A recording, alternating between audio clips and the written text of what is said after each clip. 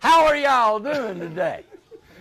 Will Primos has just stolen my TV show and my podcast. It's so cool that you're able to do this and come up to A1 Archery and share your knowledge with these folks. And I'd really appreciate it if you took a few minutes here to share your knowledge with the people who listen to our podcast. Well, I'll be glad to say a little bit of what I know. I don't know everything, but I'm going to tell you what. These kids, this crowd, they gave so much back. The young people, those little kids are awesome. They're so innocent, they're so special. And they were loving those grunt calls.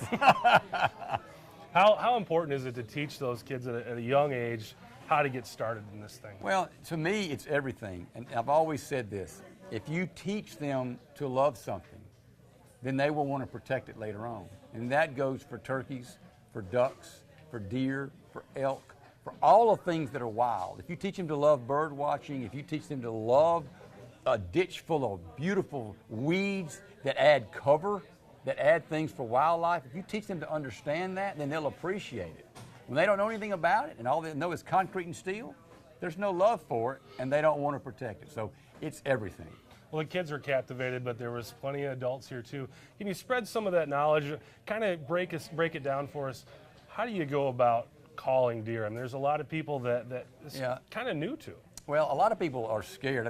I have a good friend that lives up here, and he was even scared to wheeze at a deer because it sounded too much like what he thought was a snort. Like, and a wheeze is a, and that's another buck telling another buck, we're fixing to get into it. We are fixing to fight. And if another deer hears that, they know they're probably fighting over something, maybe a doe. And so it's easy to call them in at the right time of year. Calling deer is all about timing.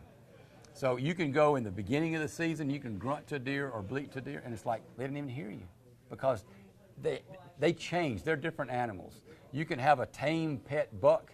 In the summer, he's just in velvet, and he's so neat to come up and eat out of your hand or whatever. His horns harden, you walk in that pen, and he gores you to death. I mean, that has happened. One of the wars was settled by an English general being gored by a pet buck in Illinois. I forget the exact name, but it's an incredible story because those deer change as they come into the shorter length of light in the day, and all the glands start producing all the hormones that cause them to want to mate, and it's an animal world. And if you'll tap into that, if you'll, as the pre-rut, a couple of weeks before the rut starts, if you'll use a doe bleat, does do that when they're under stress and they're ready to breed, and a buck knows that. And you can do it at the right time. You can do it, and a buck will walk off because like he didn't even hear it. The next day you do it, and he runs to your stand. Combine that with a bleat and a grunt, and you're saying a buck is following a hot doe. And then you can add, along with the wheeze we did a minute ago, I'll let you hold that a second, you can do the really heavy roars, and that's a buck who's trying to tell other bucks to stay away from his doe, or he's trying to make the doe, she's bedded down and she won't get up. He'll take his horns and try to lift her up and gore at her.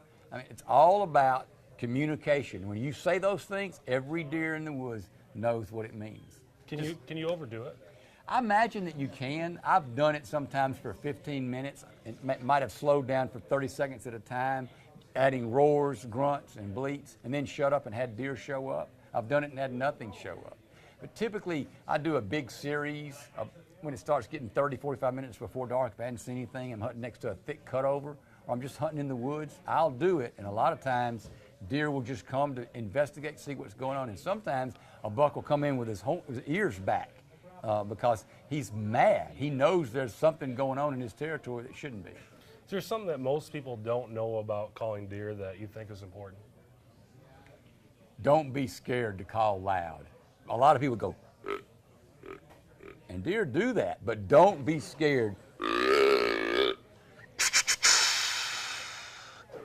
That is real, true deer communication.